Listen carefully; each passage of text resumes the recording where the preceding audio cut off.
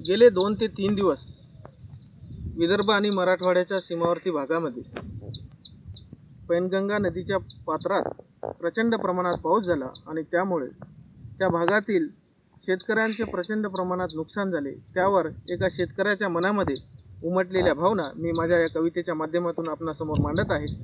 माझं नाव आहे नितीन कदम। कवितेचं नाव आहे एसालका साहेब।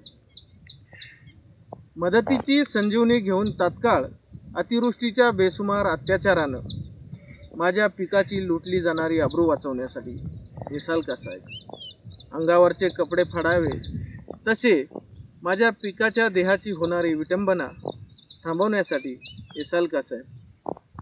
काही दिवसापासूनचा तुमचा खंडित असलेला वीज पुरवठा सुरळीत करण्यासाठी वीज बिल भरा म्हणून तुमचं आव्हान ऐकलंय साहेब, पण किर्र रातकिड्यांच्या आवाजात आणि बेडकांच्या बेसूर गाणी ऐकत अंधारलेली रात्र काढत आहे।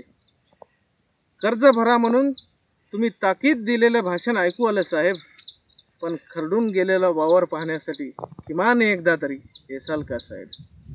कपाळावरचं कुंकू पुसलं गेल्यासारखी बायकोची झालेली अवस्था पाहण्यासाठी आणि लेकरांच्या भविष्याची राख गंगेत वाहण्यासाठी एसालका साहेब। पुरानं वेढलेल्या गावाला सोडवण्यासाठी आणि छतावर डोक्यावरचं छत गेलं तसं आधार देण्यासाठी, कपिलेचा आधार होण्यासाठी एसालका साहेब। एसाल